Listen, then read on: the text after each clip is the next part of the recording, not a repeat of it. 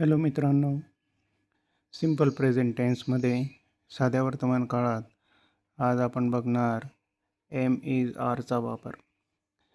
Simple present टेन्सच्या काळात to बीचे रूप म्हणजे एम इज आर मुख्य क्रियापद म्हणून वापरले असेल तर दुसरे कोणतेही मुख्य क्रियापद या वाक्यात वापरले जात नसते. म्हणून या काळाची रचना या प्रकारे येणार. आधी येईल सब्जेक्ट, मग एम इज आर पैकी कोणताही एक सहाय्यकारी क्रियापद, या ठिकाणी हा मुख्य क्रियापद म्हणून वापरला जाईल, आणि नंतर येणार ऑब्जेक्ट. जसा सब्जेक्ट आहे आय, याच्यासाठी टू बीचे रूप वापरले जाते एम. वी, यू, दे या अनेक वचनांसाठी वापरले जाणार आर. जसं आपण अनेक वचन घेण्यासाठी या ठिकाणी दोन कर्ते दाखवले, राम आणि सीता. राम अँड सीता यांच्यासाठी पण वापरला जाणार आर. एकवचनी कर्त्यासाठी जसा ही, शी, इट आणि एक कर्ता असेल तर यांच्यासाठी वापरला जाईल इज.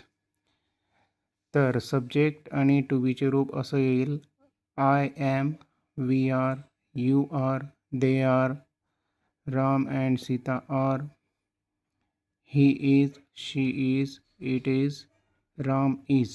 आणि याच्या पुढे प्रत्येक वाक्याला लागणार ऑब्जेक्ट. उदाहरणार्थ, आय एम अ बॉय, मी मुलगा आहे. वी आर फॅमिली, आपण कुटुंब आहोत. यू आर टीचर, तुम्ही शिक्षक आहात.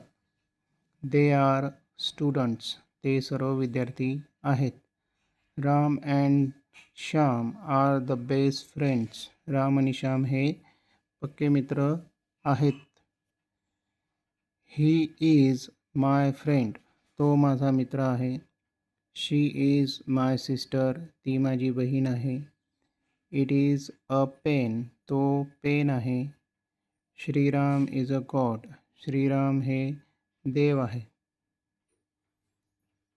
यालाच निगेटिव्ह वाक्य करण्यासाठी, नकारात्मक वाक्य बनवण्यासाठी आपण सब्जेक्ट नंतर जसं एम इज आर पैकी एक ॲड केला, त्याच्यानंतर आपण वापरणार नॉट आणि शेवटी वापरणार object.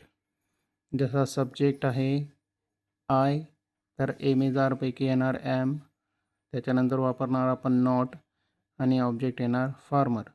I am not a farmer, मी शेतकरी नाही. दुसरा, वी आर नॉट फ्रेंड, आपण मित्र नाहीत. यू आर नॉट इंडियन, तुम्ही भारतीय नाहीत किंवा तू भारतीय नाही असं पण म्हणू शकतो. They are not our relative, ते आपले नातलग नाही. He is not a doctor, तो डॉक्टर नाही. शी इज नॉट माय सिस्टर, ती माझी बहीण नाही.